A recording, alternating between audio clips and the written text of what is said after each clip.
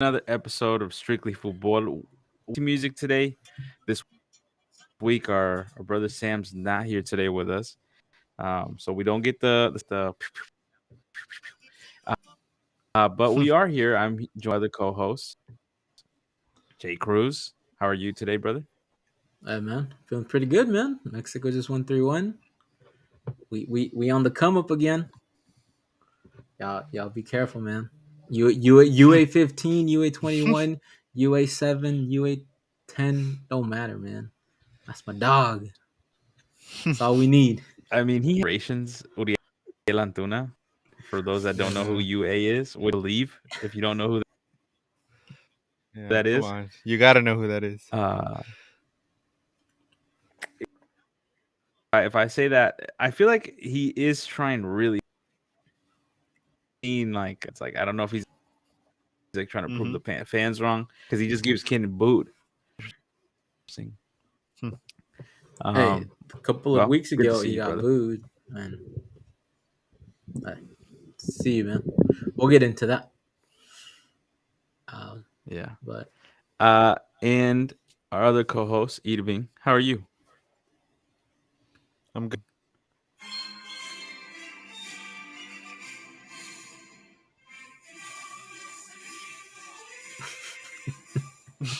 Anyways, no, I'm feeling good. I'm I'm feeling just gonna good. let that ride out. I was gonna let that ride Yeah. out. No, I'm feeling good.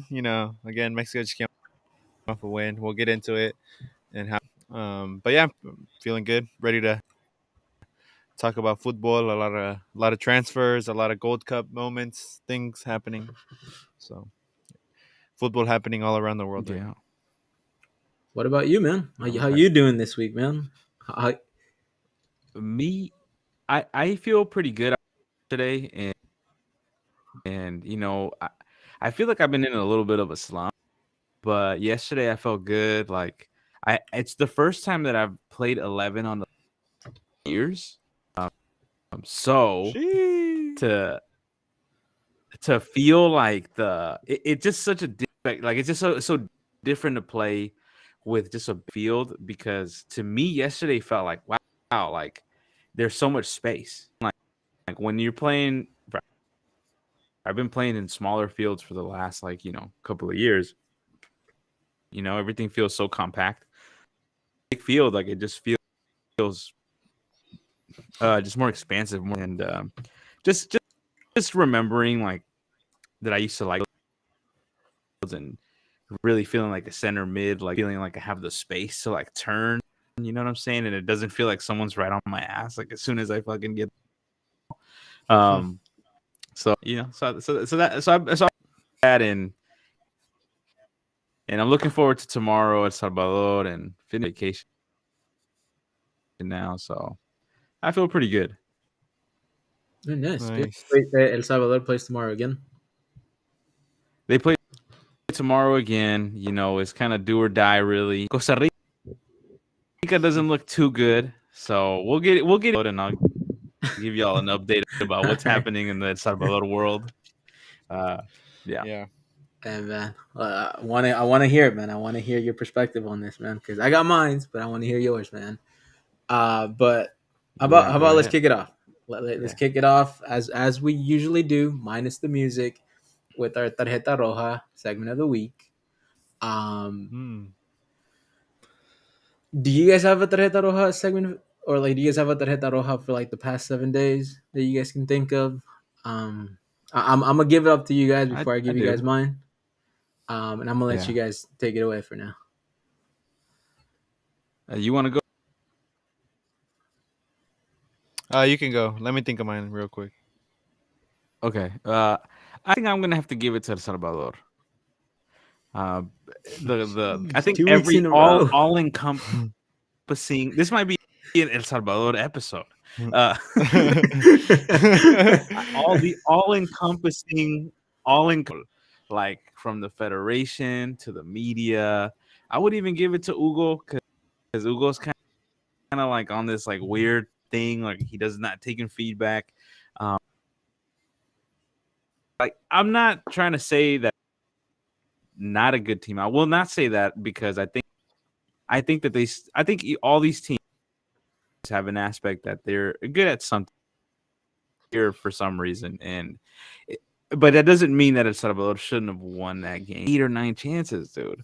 So the tarjeta roja of the week for me, El Salvador, to me, the out of the Gold Cup. But I will say that I think it's one of those upsets that I think happened that I don't think anyone really happened.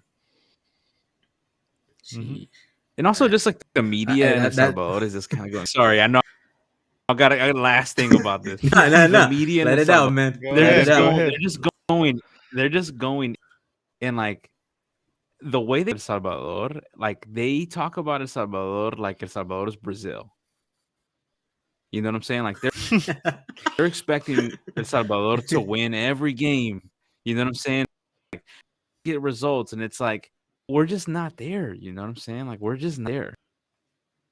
Um, but countries so that's I'm my not gonna get too much into it, but let me ask you this because I don't follow El Salvador.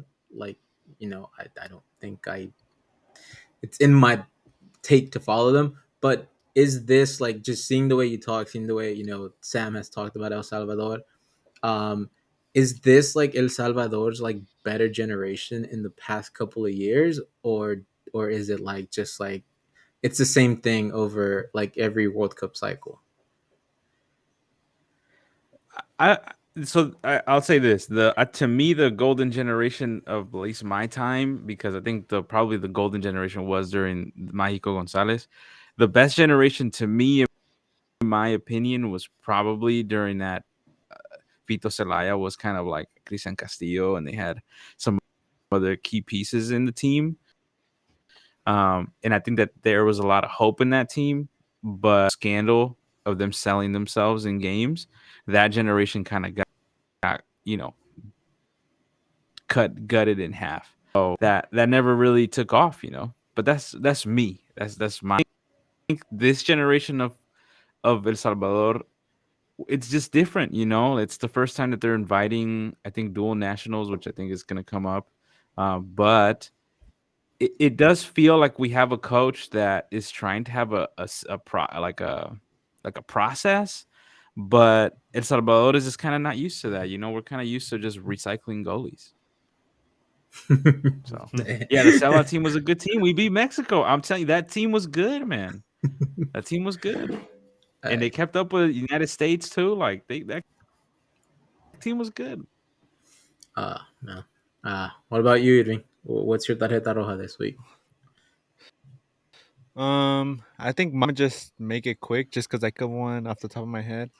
But the one I'm thinking of just is Leon Bailey. And I know he's played good. I'm not saying he's played bad. I'm not saying he's been playing pretty good. Jamaica's actually been playing pretty good, and I'll talk about that more in the Gold Cup segment of our show. But he did miss a penalty, and not only did he miss a penalty, he then missed a clear opportunity to score it again when he got the rebound. And I mean, you could argue it cost Jamaica the win against USA, which I think Jamaica should have won that game, and we'll get into that as well. But yeah, that's just what I'm giving it to, because he had a clear chance. I think arguably a very, very clear chance, and he didn't take advantage of it. So that's what I'm giving it to. Yeah. Fair.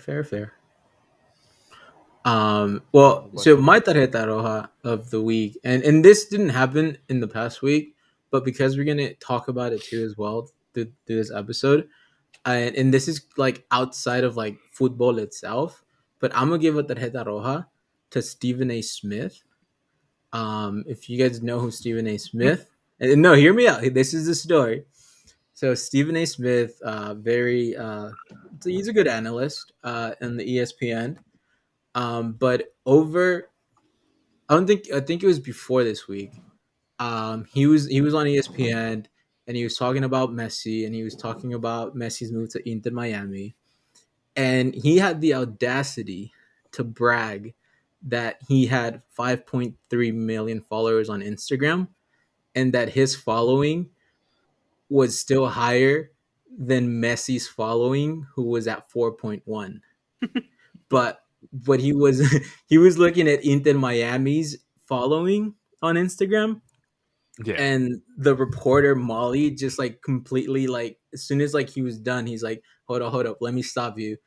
You do know Messi has 469 million followers on Instagram, right?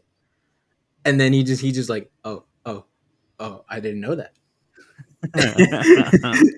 so, Even so a so if I could give a tarjeta roja this week, because we're gonna talk about Inter Miami again, it's gonna go to him.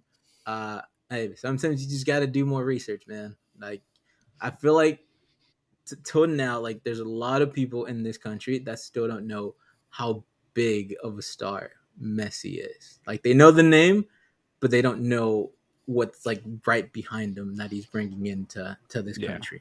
like the But machine. exactly, like the the artillery that he brings all across. But hey, we'll leave it at that. Let's get started with the podcast. Let's get going with the first topic of the week. And I know this one hits close to home to my boy Ariel. Declan Rice, new Arsenal player, 100 million euros for Declan Rice. Declan Rice, guys. Now I'm gonna Is it just throw it euros out. or is it pounds? The same isn't it the same thing? Pretty sure it's the same thing. No, but I mean, anyways, it's pound is it's like a one of those metaphor. two. It's like a figurative speech when they. But I mean, to you guys, so last year Enzo Fernandez, or over the break in the winter, Enzo Fernandez went to Chelsea for 105 million. Jude Bellingham just went to Real Madrid for 108 or so. Declan Rice going to 100. Um, is that a fair price for all these young players that are transferring into clubs, or is it just like it like the transfer market just getting absurd of what they're paying for all these players? Like, what do you guys think about that? Now, Um, take it that Well, these are Arsenal. two questions, really. You know, yeah. because it's like, is Well, Declan Rice 100 million, a hundred um, million pound player, and then the other one is it just absurd? mhm. I mean, it's a one um, it's a 1A 1B. What would like is he worth 100 million? am I going? Go ahead, Am Evie. I going? You're No, gonna say y'all can something. take it away. Okay. Okay.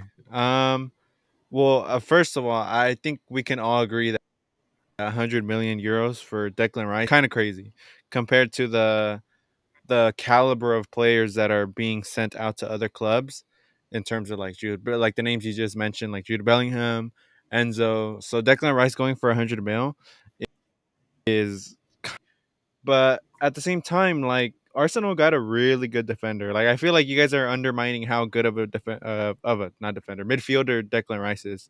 He's a general in that midfield. He knows how to control the ball. He can dish out the ball as well. So I think it's a great move for Arsenal, despite it being an $100 million or 100 million euro price tag. Now, another reason why I feel like he went for 100 million euros is the fact that Manchester City got involved like right away. It seemed like Arsenal was only going to pay like million for him, and once Man City got involved and started offering all the like started offering like 90, 100, that's when I feel like Arsenal like they had to force themselves to kind of pay maybe a little bit more for Declan Rice. And yes, it's a lot of money, and I know I follow a couple like Twitter pages, and some of them are like filled with Arsenal fans, and a lot of them are like not happy. But at the end of the day, I think they got a really good defender that could make a difference, and you know, he's someone who Arsenal need, I think, in that midfield. So yeah, it's crazy. And to answer your other question about the transfer market and all these players going for a lot of money, I mean, it's just it's how sadly it's just how the transfer market is inflated. Ever since I'd argue about what like Neymar going to PSG, maybe ever since then the market's kind of been inflated and players going for like an insane amount of money. Um, but they're going for this much money because they're good players. I mean, they're players that can make a difference on your team, make an impact on your team. So yeah, it is crazy, but I feel like at the same time, like there's reasons behind it. Fair. Ariel, your team. How do you feel? How do you feel about this signing for the Gunners? I think he's a good player. I don't think that he's worth. I think that's just British tax if I've ever seen it, especially in the Premier League. Um, I think that with that money, you could definitely buy players. You know what I'm saying? That could, I think, do for it. But people say that he's going to be the one to really change it. He's the new Gareth Barry, and watch Gareth Barry. He was a super average Everton legend. British midfielder, uh, uh, and he ended up going to Man City and shit like that, and he was super okay. The water. So I'm also preparing myself for that. And I think it's good for Arsenal in the sense that they are established that is not afraid to spend big money, which has not been the history of Arsenal. Arsenal, when Arsene Wenger was there, like we did not spend that much. That was not his philosophy. His philosophy was young players. It is a change in the way Arsenal because now they're seen as dogs in the market. Do I think that they overpaid? Yes. Do I think just tested the water to see how much they see if they could just sway it one way. But they're also not dumb either. You know what I'm saying? Like they know when to pull out. Like they're just like, yeah, we're not about that. So I also think that there's about that también and like negotiation. So Arsenal is kind of new to it. They're kind of and now I believe Declan Rice is the highest player. So not even complete, by the way. So this may change tomorrow, 2 days from now. It's the deal is complete. Arsenal is still over the line, which I think is one of the biggest problems that we've had, at least as an Arsenal fan. So the deal is still not done, but everything is pointing he's going to come, but I don't know. And to the second question, I mean, I think it's the market is in a weird place where players are just majorly overpriced. I mean, look at Anthony last out, and so it's kind of in a weird place. But it's also, I think, European football. Like European football is also in a weird place because English helm of this.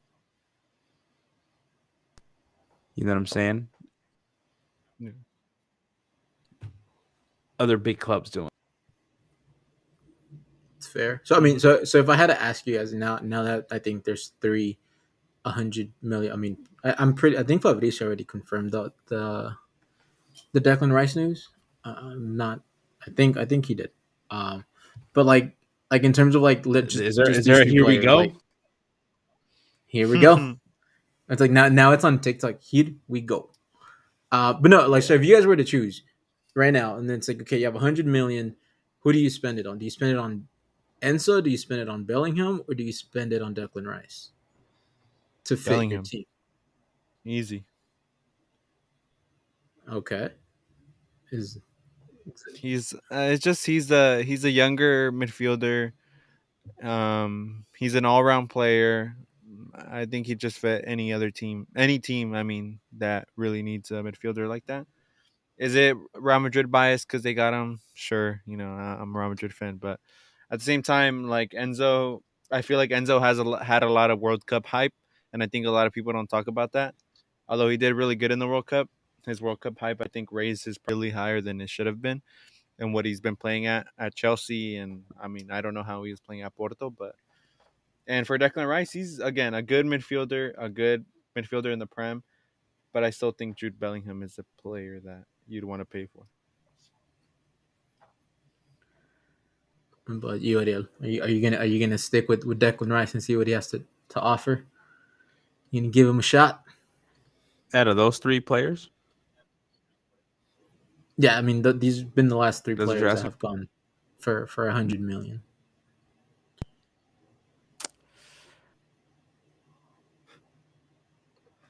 as well. I think out of those three young players, I think he like kind of upside to him. Fair point. Declan Rice is also 24, so he's older than Yep. those.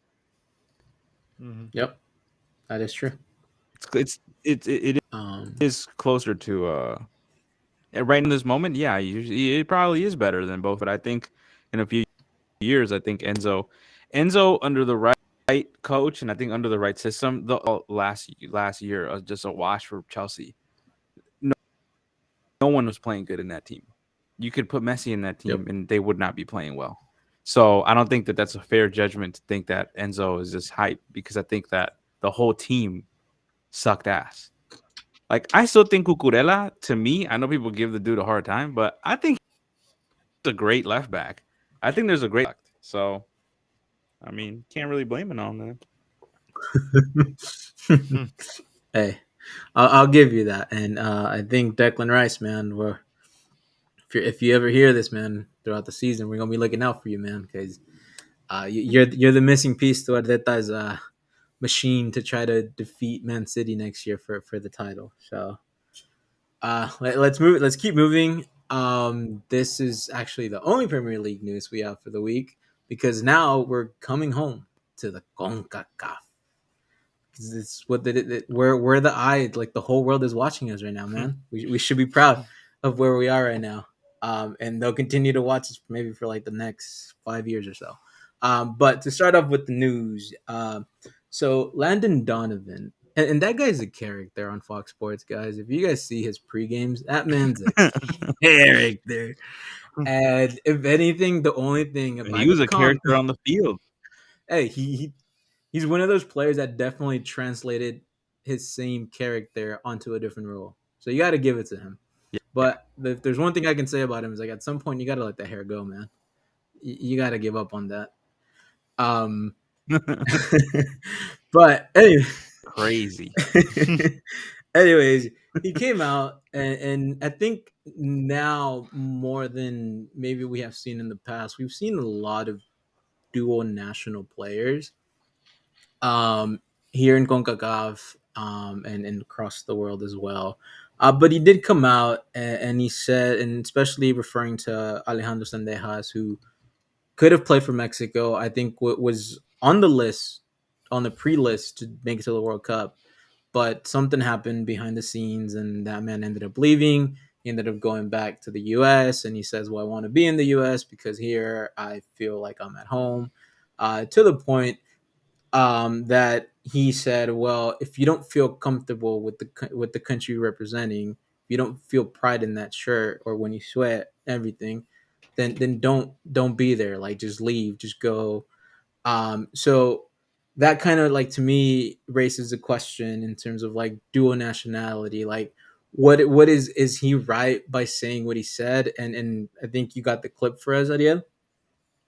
And after you roll the clip, Yeah, I'll yeah. leave it up. I'll leave it up to you guys, and just like, is he right on what he had to say, or do you guys have a different opinion about the dual nationality that I think has surged a lot more now than it has maybe in the past? Mm-hmm. And so this is Yeah. I'll be honest, I think we have it backwards. If you don't want to play for us with every fiber in your being, then don't play for us. Go somewhere else. So he had a choice, but he was like, I know these guys, I've known them. So he feels them. We've had people in the past, we all know them, who a few times, maybe in a World Cup. If you don't want to be part of a beautiful jersey, then don't wear it. I'm sick of this whole, like, don't be here. Sorry, I'm emotional. There's antics around here. so that was a passionate, you know. Yeah. It's like, Sam, if you're hearing us, it sounds like you, man. Yeah. But I mean, I think so. I understand, but I think that it's also like kind of nuanced, like what he's saying, because while I understand your players to be proud of where they're from, you're also in this country made up of immigrants and folks that come here for various reasons. So, or even folks that just leave. About like players like that leave this country. Like I think like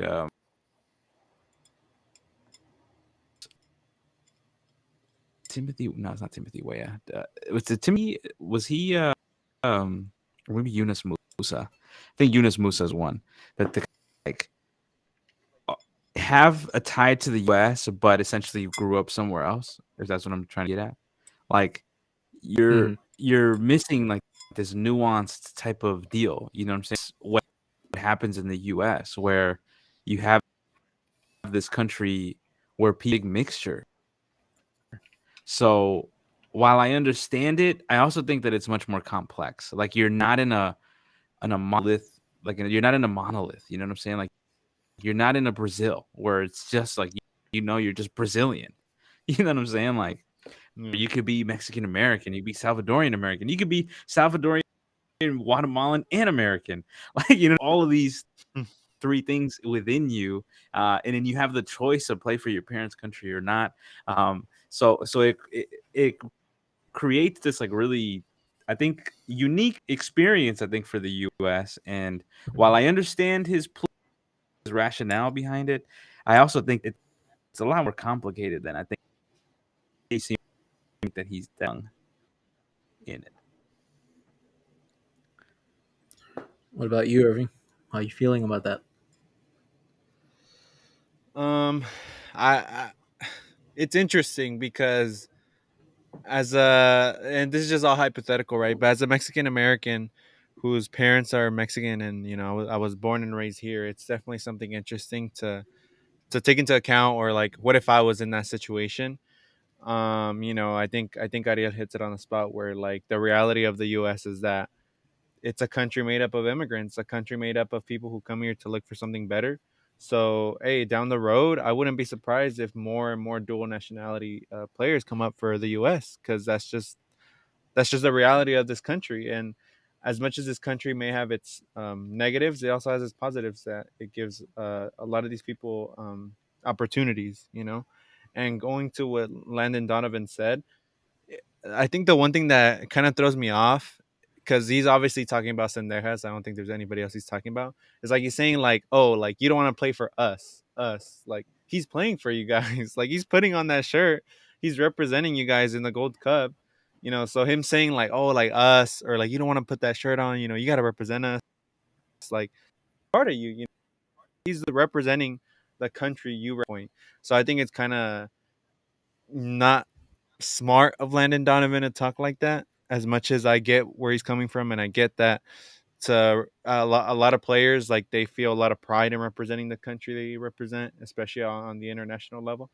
So yeah, I just think it's a Landon Donovan's talking, but I get where he's coming from. It's like I'm gonna bring out the old head scenario again here, man. But Here we go. Here we go. Okay. no, Prepare yourself. Prepare. yeah. This man has this. London Donovan was talking with Total 90s on, man. That was a thing. But no, I think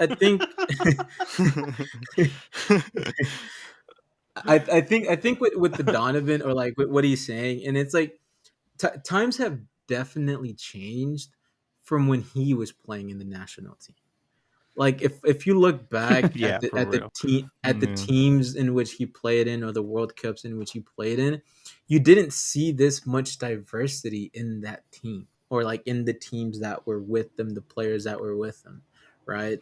And it's like I want to believe that if the US now is much stronger than it was before, and has a bigger pool of players, it's because all of like this dual national youth that's coming up, that is choosing to play for the US, and even not the like the dual national, but like that having like a background that's not just American, like Wea, Musa, Pepe. It's the same, it's like there's a lot of players now that, and there's gonna be more coming up. Like I think I think when he was playing, and it's like the U17s, the U20s, because I know that I knew a few people that were playing in these for the US, representing them in the World Cups.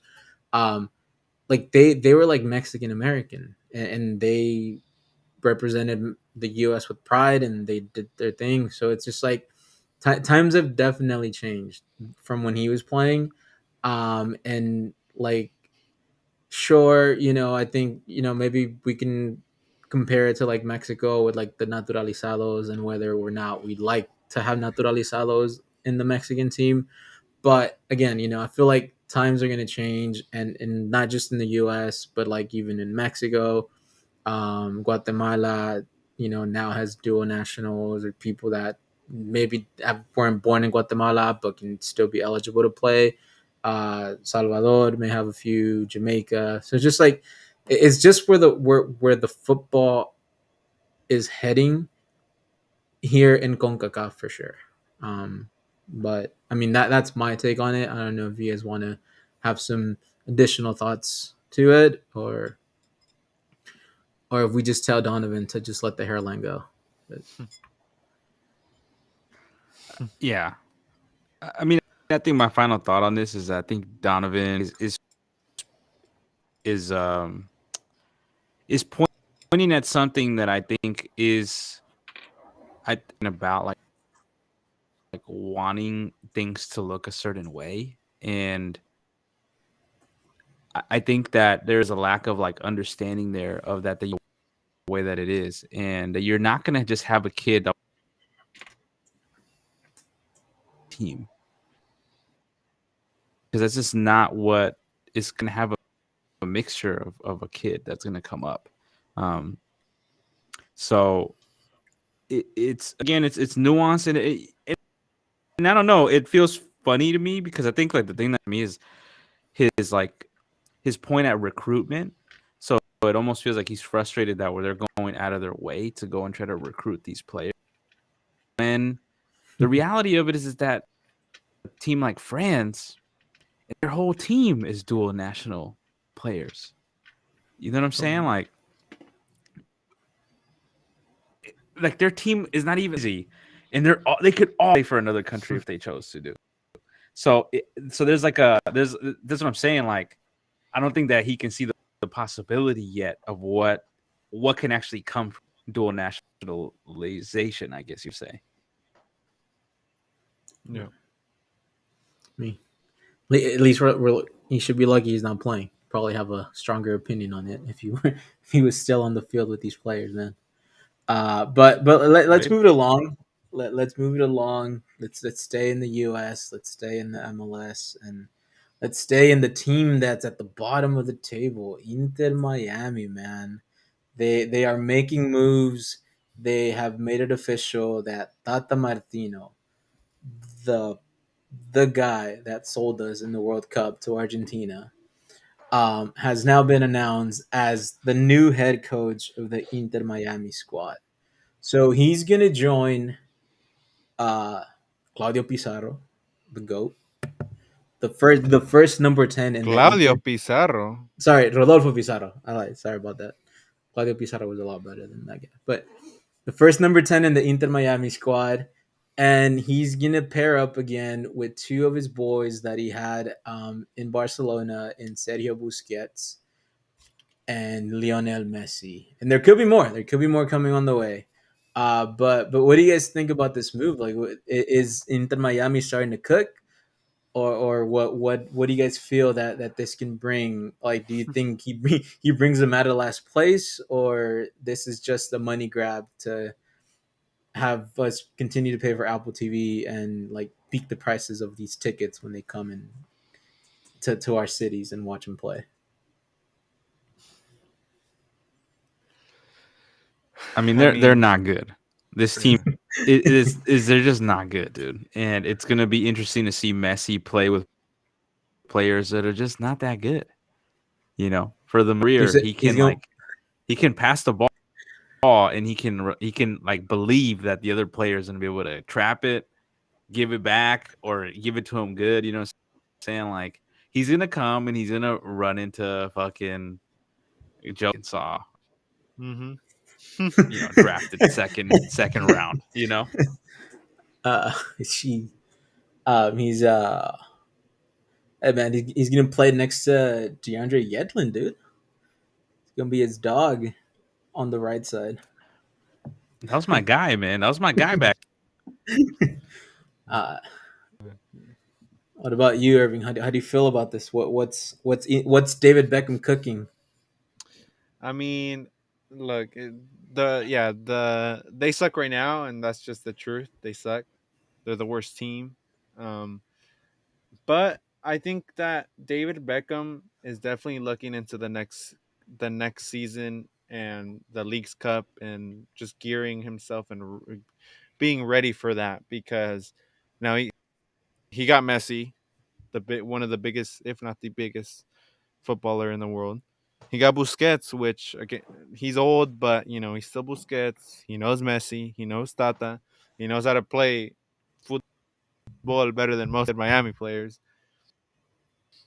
Uh, and you got a coach who, although he did not do what he had to do in Mexico, and whether that's his fault, federation's fault, that's up for whoever wants to decide that, or whoever you ask. But in terms of Tata's a great coach. He's a good coach.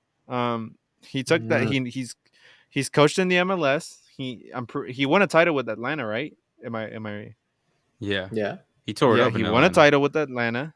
Yeah, I mean, he's coached Barca. He has coaching jobs under his belt that put him at like a good coach standard, especially for the MLS because he's been here and he's coaching the MLS and he knows what it takes to win in the MLS.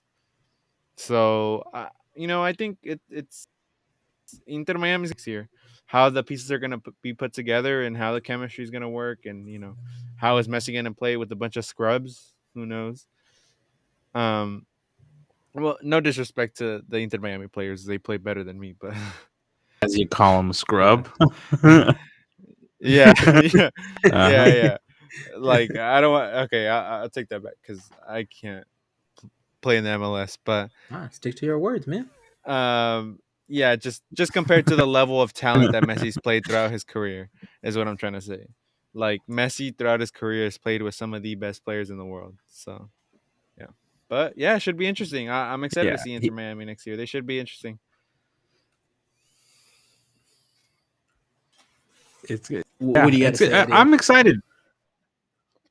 I'm excited. I'm excited to see how this is getting to the second go, and I think it's great. It's exciting. At least I'm excited. And I know y'all giving Rodolfo Pizarro kind of a bad.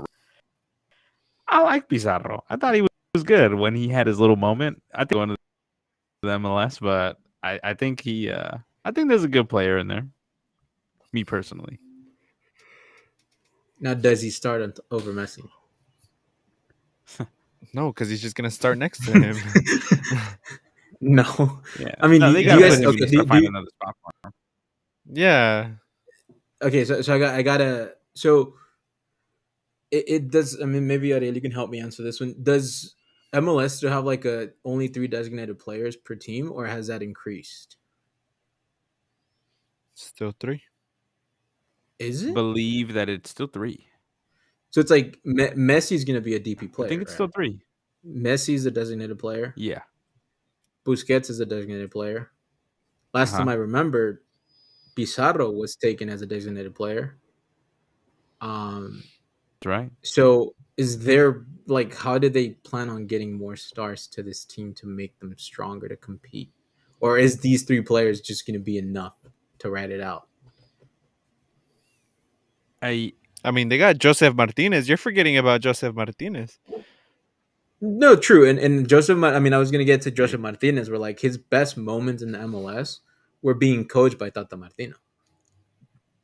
yeah. But it's like, is there more like can they like actually with the regulations the MLS has in place, can they get more designated players or more stars to come to Inter Miami, or is this what they're gonna write it out with? N- The current squad, I think I think the squad's gonna look different next year. I'm sure that they're gonna have out a lot of space for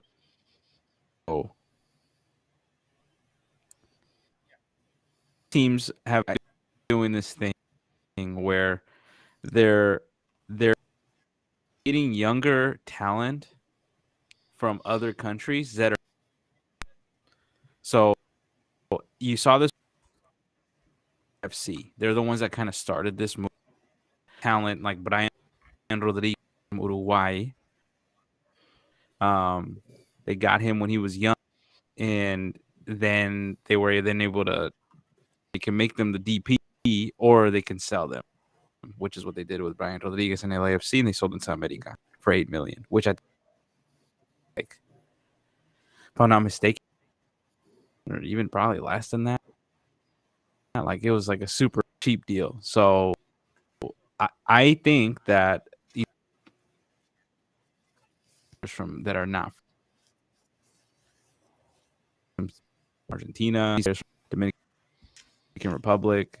So I highly doubt it's going to be big name players, if that's what you're asking. You know, because I know there's like room like Luis Suarez is going to come and that's going to come. I don't think that that's going to happen. I don't think that that's going to happen. I mean, the one way they can make it happen is to get rid of Pizarro, right?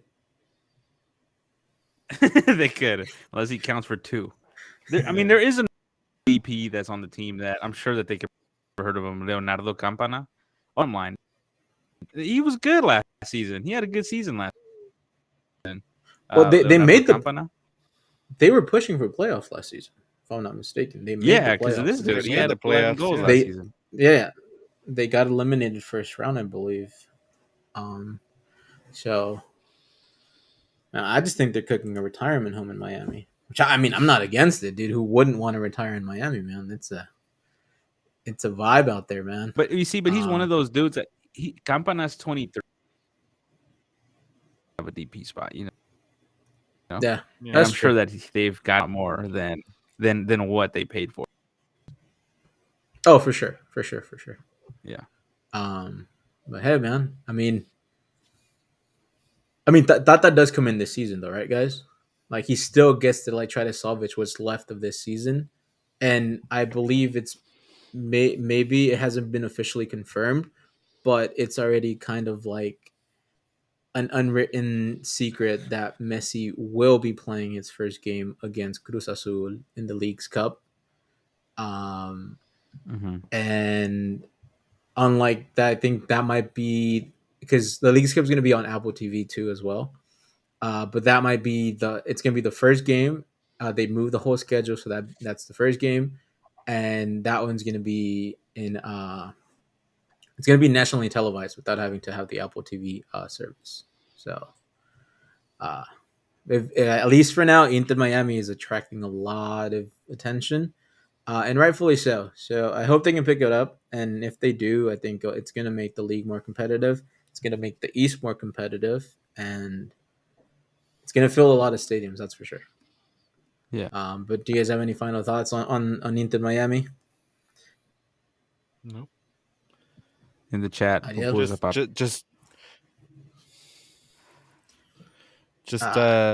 just wait till they come to the fortress here in San Jose. Just wait. Just wait. Right. Just wait till Messi meets PayPal Park. Then he's really gonna know. What's the little left back from the Earthquakes? Dude, I can't remember the guy's name, man. The guy's a little tank. Tommy Thompson? No. He's another guy. It's another guy. It might be maybe. It's like a little dude. Like just wait till you meet him, man. Man's a little tank. Yeah. Then Pupusa Papi with the Tata is good. You know what? I don't know this guy, but I just want to believe he has an Argentinian flag already. Yeah, it sounds like to me. I think he talks with an Argentinian accent as well. But moving along to our final topic of before we head into our second segment.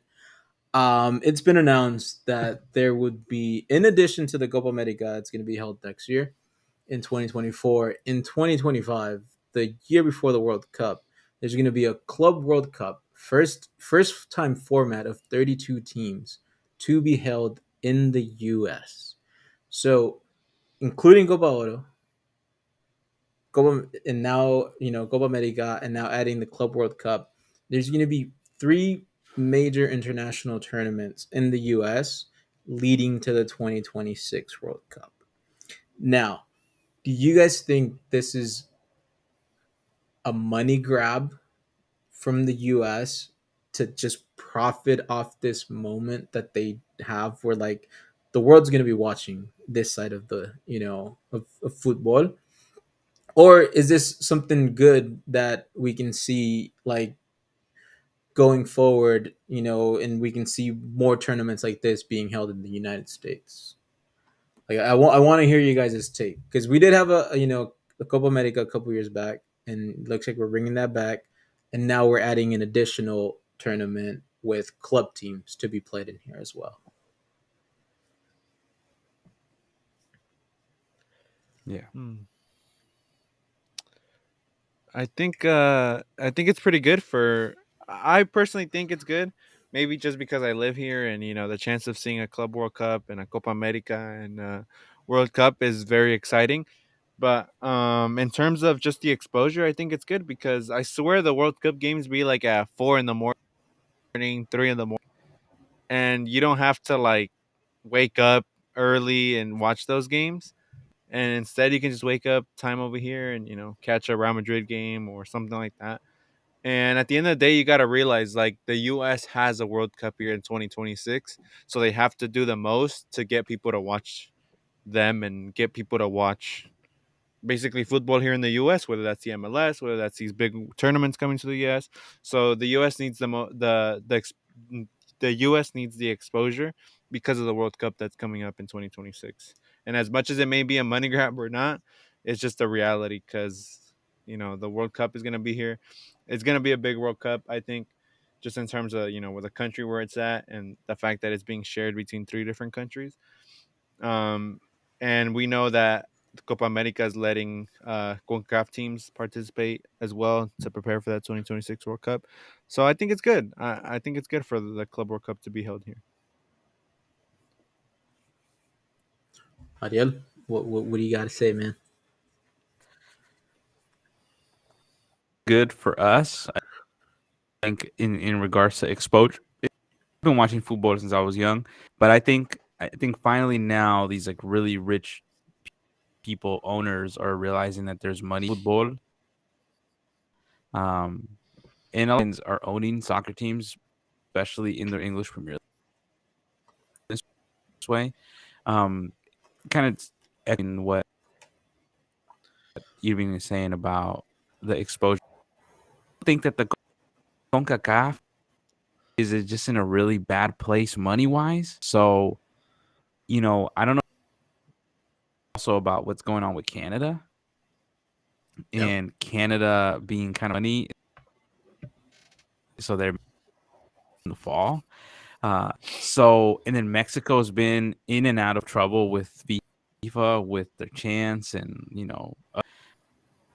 so the U.S. is kind of being the workhorse here to football in this region. A lot of us, I think, watch. It's gonna be cool though to be able to see some of my favorite teams, play, and hopefully play with their starters and have meaningful games. That to me is one of those like things where the teams don't really put out their best teams. But I that it kind of sucks for the players to play it because you're adding another thing, because it's just like I don't know when these. So that's my. There's just a lot of room for injury, especially the year right before the World Cup. I would hate for a player like Vinicius or something playing at the Club World Cup, and you know, and then now he's not available for Brazil like that. It's like I like how both of you guys have already put Real Madrid to win the Champions League in 2025. I like it. I like that mentality, man. With talking about Um, Vinicius and Hmm. seeing Real Madrid play in the US, I love it, man. I'm not a Madrid. I mean, maybe I am a Madrid fan. of course. I might give You it away. Um, but yeah. but I mean, and I think if I could tap into my conspiracy side of things, if I can tap into my that side of things that I look at and try to overly analyze, if and if you guys followed the whole FIFA Gate documentary on Netflix, and of course if you guys kept tabs on the whole FIFA scandal, it's like the 2022 World Cup when the bid went out for that World Cup. I think at the time the US had the highest chance of hosting that World Cup. Like it was supposed to Yeah. be the US hosting the 22 World Cup, and then they threw Blatter under the bus, and they ended up choosing Qatar out of spite. But just looking back at it and just looking on how the world has been and like going through the pandemic and stuff like that, and then pushing the World Cup to the winter, just looking back at all that happened then, and this was like we're talking about like 8-10 years back. Like I think the US not getting the 2022 World Cup was a blessing in disguise for what was to come next and what we're seeing now with like just all the exposure that's going to be coming into like this side for us. Like for us, like I'm happy we're going to get to see so many games, and we're going to be able to like go to so many games that perhaps maybe at least in my lifetime I had not had the opportunity to do. So it's just like everything. It's like this is like, and I mean hopefully Canada gets it together, hopefully Mexico gets it together, but I think this is the moment for US to shine at the world stage.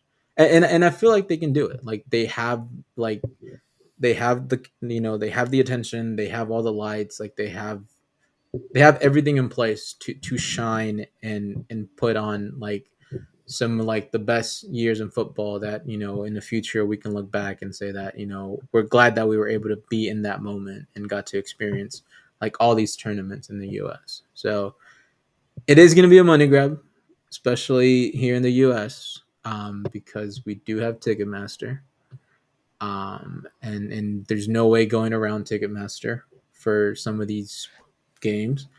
But at the end of the day, it's Yes. it's like I mean at the end of the day, it's just gonna feel good to see something being done here, and that we can feel proud to have that. But do you guys have anything else that you guys have to say? Anything about this tournament? We don't have a format yet. We just know it's 32 teams, right? Mhm. Yeah. And it's just gonna be during the summer of 25. Well, I mean, it is going to leave room for like a lot more teams, and hopefully a lot of Concacaf teams to try and qualify for this tournament and represent this side of the world as well. Um, You you know who better be there. Uh huh. Uh huh. You know who But better be there. they're right now, buddy. They're not about to be there. well, on that They'll note, be watching it just like us.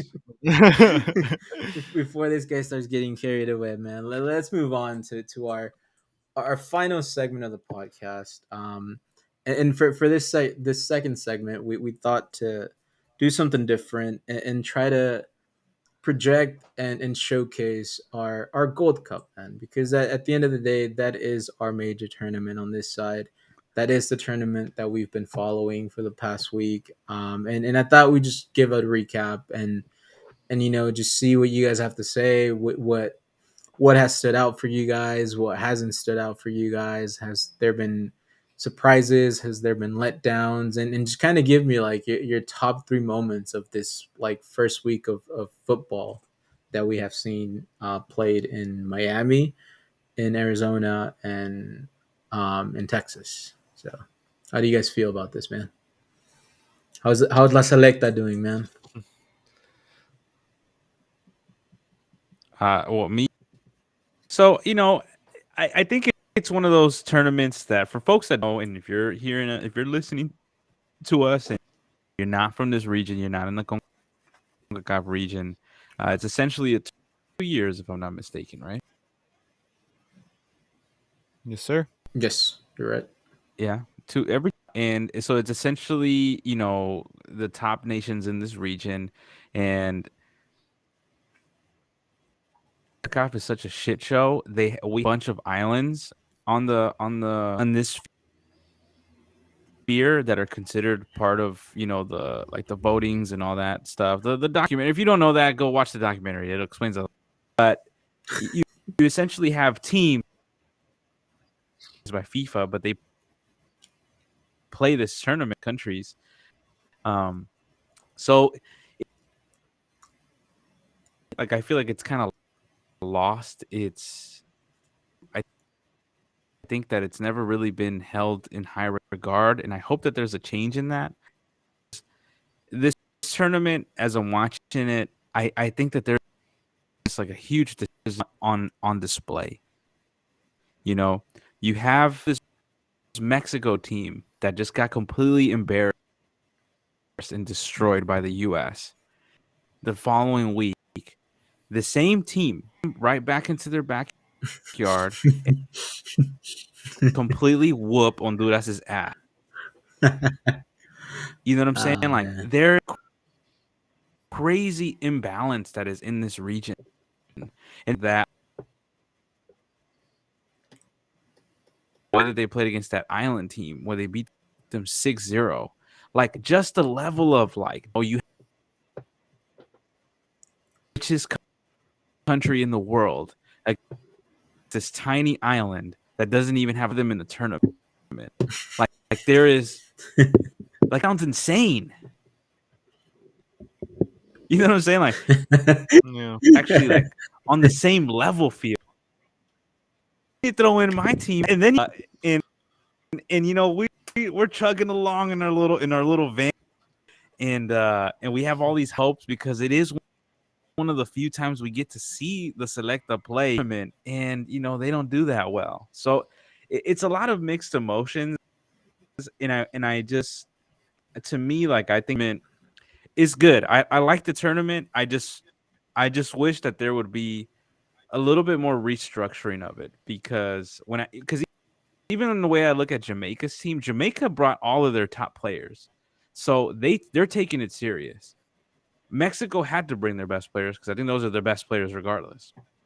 But the U.S. didn't bring their best players, so it almost feels like it was a wash for them. So I don't know. This tournament is kind of a weird tournament to have. It means a lot to a country like El Salvador because it's practice to be in a competitive space, but then it also feels like it's wasting Mexico and the United States' time, if that makes any sense.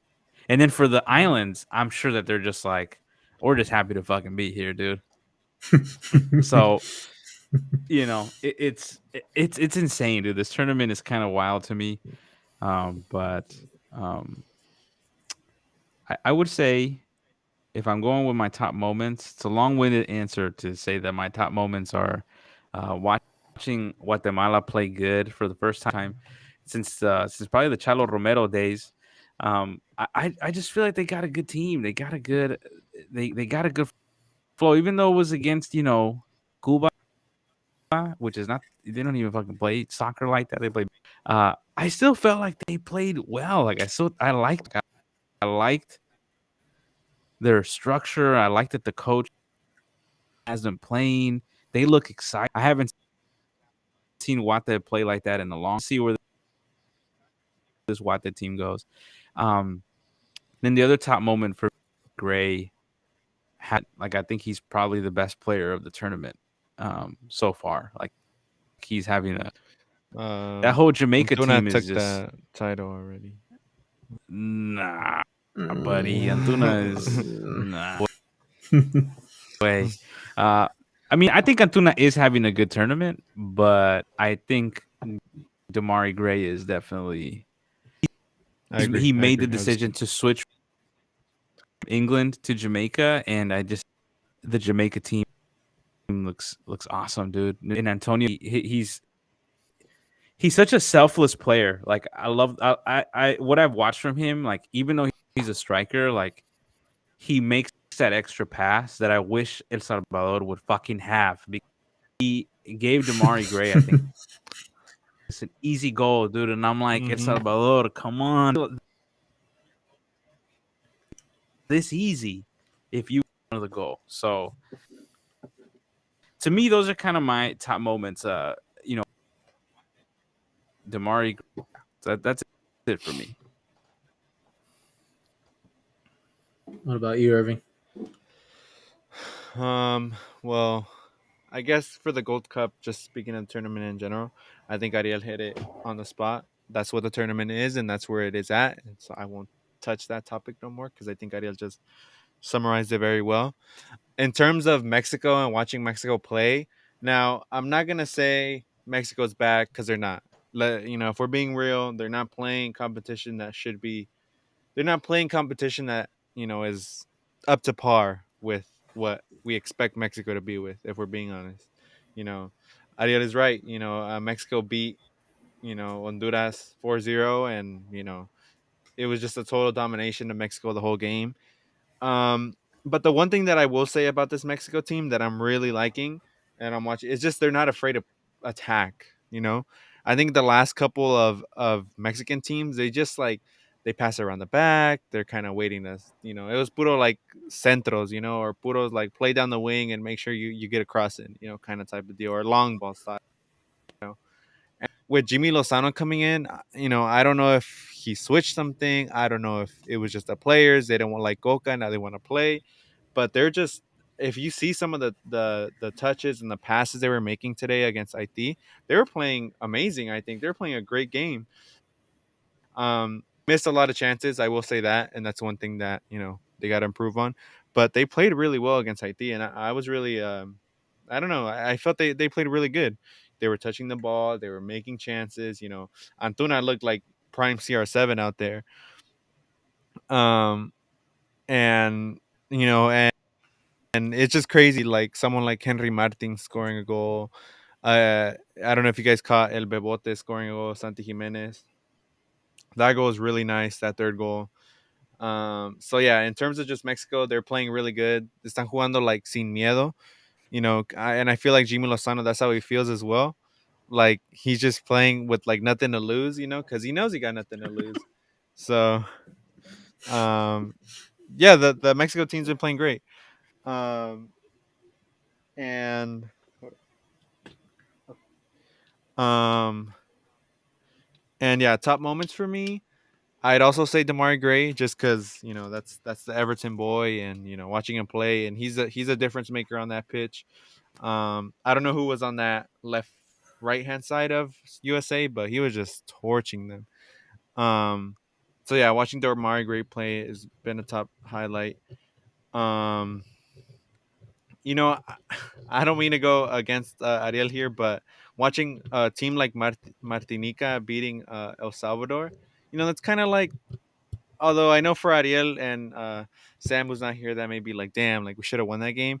For Martinique, I'm sure that was a great dub in their column, right? Mm-hmm. It was an upset. It was an upset win, and I'm sure Martinique left that day happy. They beat a team that they should have lost to. So, yeah.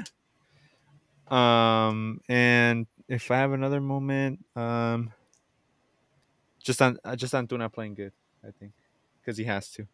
his Jeez. his his national team place depends on it. So. Jesus, man. This man's really Man, he blinded really, he by really, this he really man, wants this dude. man on that team. I just think you guys hate him a little more than he should be hated on. I'll say that. No, I wouldn't He's not call. that bad of he's not bad. He's not a bad player. Mm, mm. Sure, that player, but for him to be on the selección though, I Yeah. mean, Look, he could he's not beat. he's not gonna start once like Chucky and Tecatito come back and they get up to 100%. But he definitely should be on that team. I certainly hope he's not why? starting, dude. Jesus. He's really good. Like he's he's good.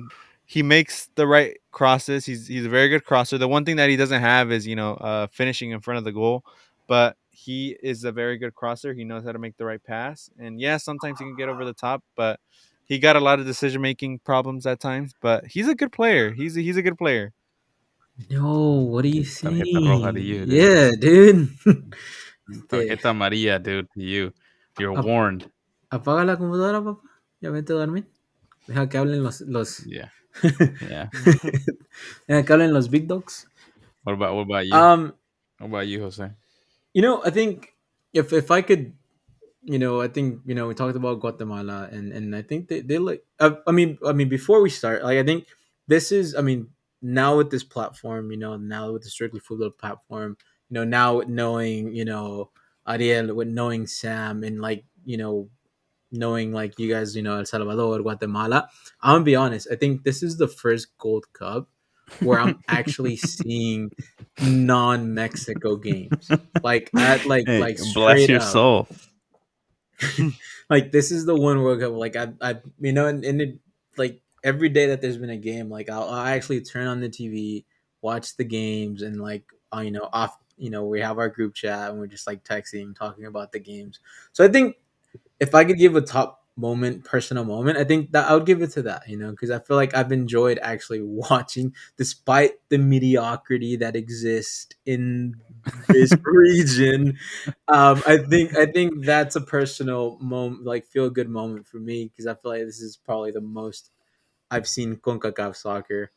Um, and in terms of playing, I think if there's one thing, if there's one thing that I've seen from these, or at least from the first week, and I think I may have touched the subject maybe last week or the week before, is that I don't see a generational change in Honduras or Costa Rica, which in like the past 10 years have kind of been like that other team that has gone to the World Cups with alongside the US, alongside Mexico, alongside Canada. So it's like not seeing a generational change, like them not playing good, opens the door for selecciones like Jamaica, who, I mean, come on, like Damari Gray, Antonio, and Leon Bailey, like those are three starters in a really good league that I think any other national team wish they would kind of have. So like that, Guatemala playing good, right now, and like showcasing what they got, like believing in the Tena Tesla, which I guess that's what we're calling this guy now. But just believing in but believing in his idea of play, which he's a To the which boy he's Nathaniel. Shout out to the boy Nathaniel. Nathaniel Mendez, man. He doesn't even know how to pronounce Guatemala, dude. He just he just says "Vamos Guate," and that's it. That's all he knows, man. Shout out to Yeah. Sam's brother. But it's like just seeing, just He's pretty good though. He's he pretty He good. is, is. I ain't He gonna he lie. is. is. He's pretty good. Like I He's saw when I was watching him play, he was pretty good. like he knows how to move off the ball, and it's like I feel like Yeah. the team needs that, like having a forward that can move off the ball, that has a high IQ without the ball, is gonna just kind of already make that team better when it comes to attacking.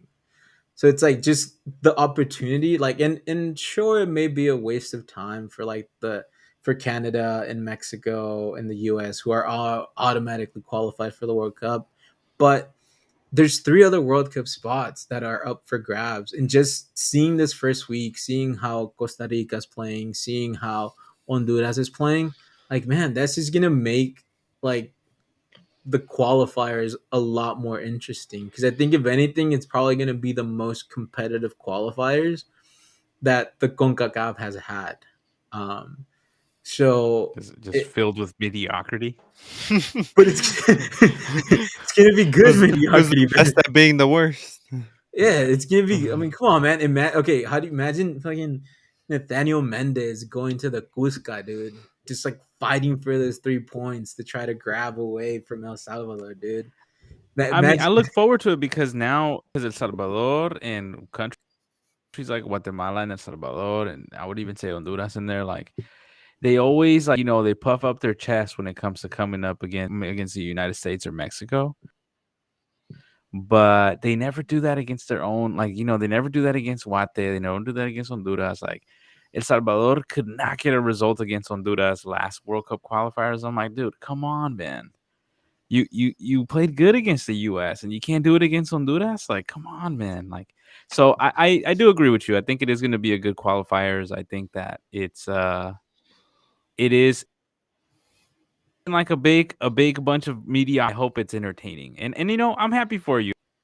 I'm happy that you're experiencing that, because that is the experience of a Salvadoreño, where our country is not automatically in the World Cup, and our team is not automatically destroying teams 4-0. We're having to struggle and grind for these wins, and we're over here yelling against at the TV Martinica. against Martinique. I'm over here yelling at the TV, and my son's like, "Daddy, what's happening?" Like, I was shut like, up. "This fucking guy, dude. Yeah. This fucking guy can't fucking pass the ball right there, dude. This fucking guy." Obviously, Your I'm s- not y- cursing at my son, but your like, sanity. Your The- sanity depends you on La know, Selecta. I mean, I wouldn't say that, but at least for me, like, I get excited just because I'm like, I don't get to see them that often, and they're not automatic winners, you know. And so, I'm happy that you get to experience that, because yeah, it's quite the ride to be on this it's side fun. now. No, it's fun. Like it's Yeah, actually it yeah. makes up for like good Uh, drama, and I think that's what soccer is sometimes too. I was just gonna say that, like, literally, like, I'm not a Salvador fan, as you may not know, but yeah, just watching that game, like, especially during the highlights, I'm like, bro, like, why didn't they pass it there? Why didn't they just shoot it there? What were they thinking?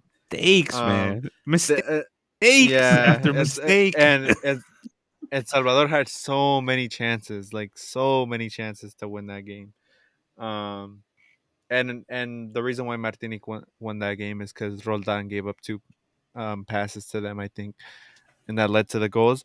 But the same thing with Costa Rica. I forgot to say that, like, Joe Campbell looks lonely out there. He looks lonely out there. I mean, himself up there, man. Yeah. Like, he's the only bright spot of that Costa Rica team, and that's saying something. So yeah. Uh, They're very shy. They're very they're far away from that 2014 run that they made at the World Cup, and that's the truth. it's like I think Ariel, when when your son was asking like what's going on, it was only a matter for you to like turn around and say like, well you'll cross that bridge when you get there. Like you're, you're still too young, but you will cross that bridge some You'll somewhere get down the here. line. Yeah, they'll drive you crazy. Hey, too. maybe when he's older, La Selecta is gonna be a powerhouse in the It's CONCACAF. it's like that picture of the Lion King where like Timon and no, not Timon. What's the what are the names again? Oh, Timon and Pumbaa. No, Man, like it's like the picture where like it's like the dad and the little kid, they're like staring at the sunset, and then your son's like, "Dad, what is that?" And it's like, "Don't worry about it." So. what am I gonna say? The selecta or what? it's It's the la It's azul. Giants. Es It's the yeah, la Giants. piel, that, mijo. La azul. yeah. There you go. All But no, right. man. I think if anything, if there's a takeaway, and like who knows who'll take it. I mean, if Jamaica takes it, I wouldn't be surprised, man. The team wants to win it. They want to make it to a World Cup. But I think if there's any takeaway once this is over and you head into the qualifiers, is that this is definitely setting up the the world. It's the start of the World Cup cycle for most of the selecciones in this Gold Cup, and I think this is the start where like they have to figure out if they're gonna push hard to try and qualify, or if they're just gonna be the team that just takes away points from the other teams. When they have to face each other. Yeah. But I mean, on that note, I think we Pupusa. can wrap it up for the. If Pupusa Papi buys me a El Salvador shirt, I'll wear it on this show whenever I get it. I'll wear There it you go. loud and proud. Yeah, man. I'll Hey get. man, you didn't even gotta buy you one. I got 4 of them. You want? You can't have one, man. But no, I mean, on that note, guys, let's call it for the week. I think it's been a good week, man. It's been a good week. I think next week we'll talk about the now knockout stage of the Gold Cup and maybe a few more transfer windows. But for now, I think um, we're good to go. Unless you guys have anything else left to say, do you guys have any shout outs? Because other than that, we don't have a. We should just go out Thank to the you. song.